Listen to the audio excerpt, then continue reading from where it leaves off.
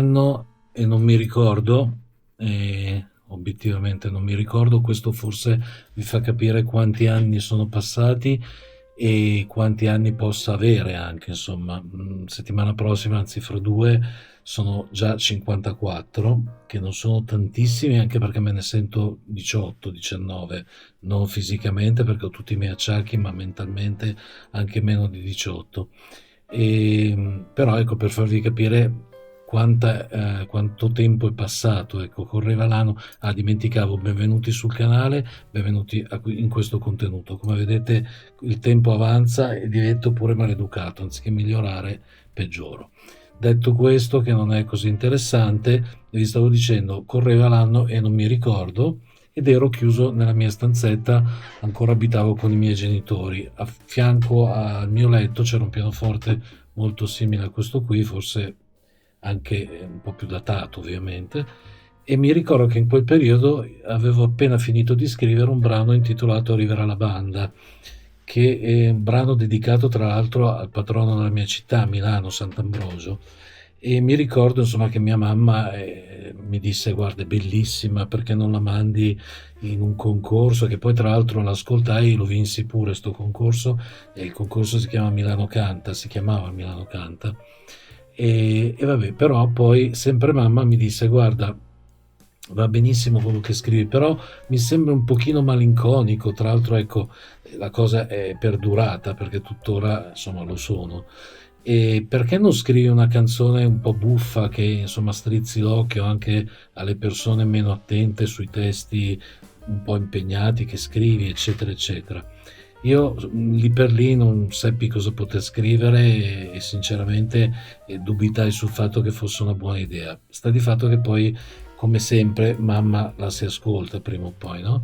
E allora mi misi lì a scrivere, a cercare delle idee che potessero essere convincenti, e in quel periodo mi ricordo che mi venne in soccorso una bruttissima trasmissione, per me ovviamente, bruttissima trasmissione, che risponde al nome del Grande Fratello.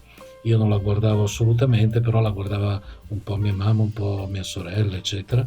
E ricordo che tra un concorrente e l'altro che faceva le sue peripezie c'era la pubblicità, come sempre succede tuttora, ancora adesso è così. E mi ricordo che quella è una cosa che ho sempre odiato, proprio le televendite, le pubblicità sono sempre cose che ho detestato, perché interrompono, nel caso di un film, il momento clou, quando l'assassino sta per commettere l'omicidio, piuttosto che il bacio in una storia d'amore, piuttosto che l'azione in un film epico. Insomma, la pubblicità ha sempre rovinato tutto, e quindi non ho mai avuto un gran rapporto. Allora pensai di scrivere una canzone di, come dire, un pochino che sottolineasse questo mio fastidio nei confronti di questa proposta televisiva. E quindi mi misi lì a scrivere una canzone che potesse fare un pochino così, che potesse diventare in qualche modo polemica. Mi ricordo che Claudio Baglioni scrisse Adesso la pubblicità, io non potevo intitolarla così, e quindi la chiamai La televendita, molto più banalmente la chiamai La televendita.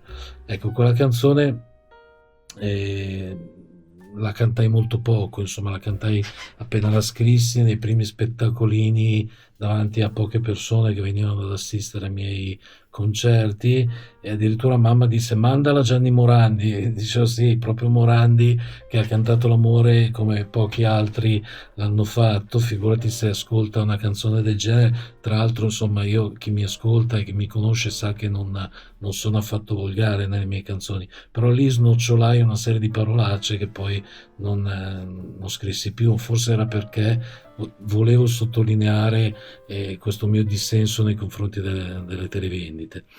E mandala Morandi, questo perché Morandi mi aveva chiamato una volta e mi aveva dato dei consigli su come procedere nel mio lavoro compositivo. E dissi: mamma, lascia stare, Morandi ha scritto fatti mandare dalla mamma a prendere il latte, o banane lamponi o lampioni come dico io, figurati se ascolto una canzone che parla di una cosa che l'ha fatto mangiare fino a ieri, che insomma quando Morandi faceva televisione alla fine mangiava anche grazie a quello. E poi comunque c'era un lessico piuttosto crudo, no? Forse, ecco, scritta oggi quella canzone l'avrebbero magari bannata, non so neanche se YouTube, ma magari mi bannerà anche YouTube, perché adesso c'è questo politicamente corretto dove se dici mamma e papà sei... cos'è che ho sentito oggi? Ho sentito una cosa terrificante. Se dici mamma e papà fai del bullismo, bisogna dire genitore A e genitore B. Io sono caduto dalla pianta e mi stavo anche facendo male. E quindi in un periodo dove veramente si mette in discussione mamma e papà, figuriamoci se dico, se posso cantare una canzone così. Infatti probabilmente verrà bannata. Se non vedrete questo video, forse il motivo è quello.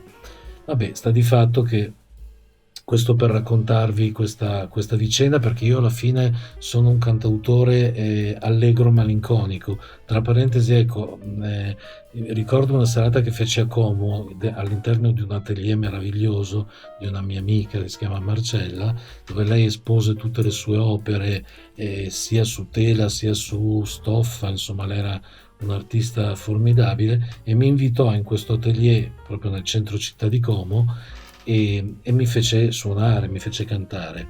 E nonostante insomma io dovessi essere una sorta di radio che intratteneva le persone che entravano a guardare le opere di Marcella, ecco, mi ricordo che invece la gente si sedette a terra e mi ascoltò come fosse proprio un vero e proprio concerto.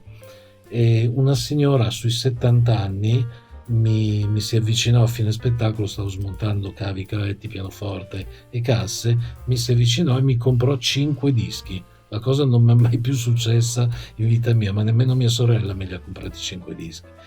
E mi disse: guarda, siamo sotto Natale, ne compro uno per me e gli altri 4 li regalerò in giro, ecco.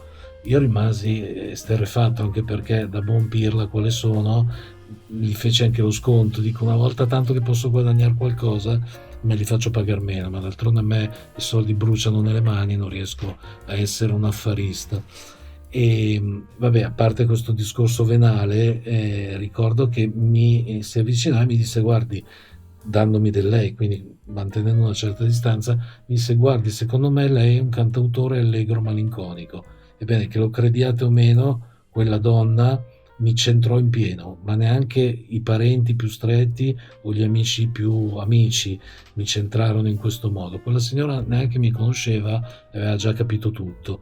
In effetti è così, io di canzoni allegre ne ho scritte poche, però quelle poche, mi viene in mente Geronimo Mastrillo, L'orologiaio, Piano piano, Carabinieri Saltimbanchi, Chapiteau e chi ne ha più ne metta, ecco, hanno sempre quella punta di malinconia che uno se l'ascolta dice: ma cazzarola, poteva finire in modo allegro, no? Però no, è proprio insita in me la malinconia, che non è la tristezza. La malinconia secondo me è una cosa anche positiva, invece la tristezza e la depressione sono altre cose che per fortuna non mi toccano.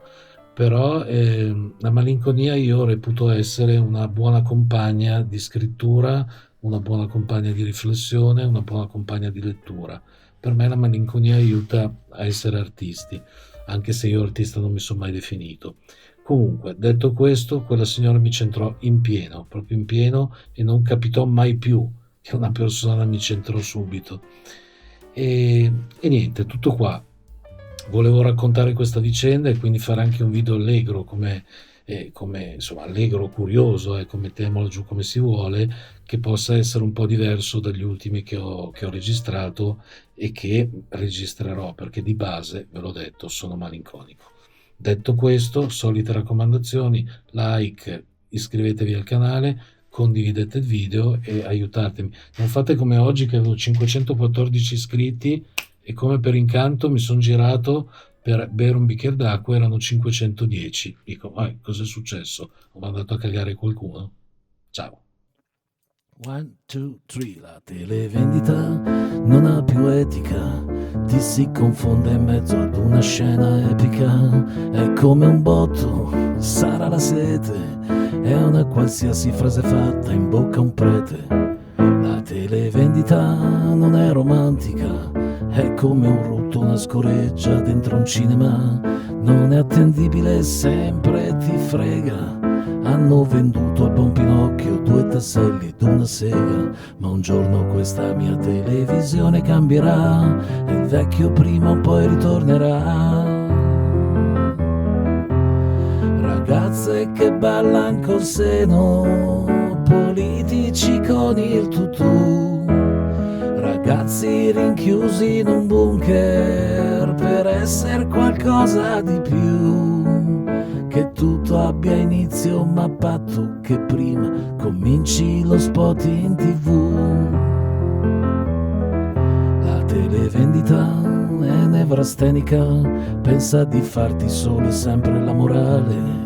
Se tu non cambi quel cellulare, c'è il serio rischio che ti mandino a La televendita sa di biologico, spesso ti invoglia ad un bisogno fisiologico, ma stacci attento, non ti ha permesso di addormentarti nell'attesa sopra il cesso. Ma un giorno anche l'Italia di Mastrota sparirà e il vecchio carosello tornerà.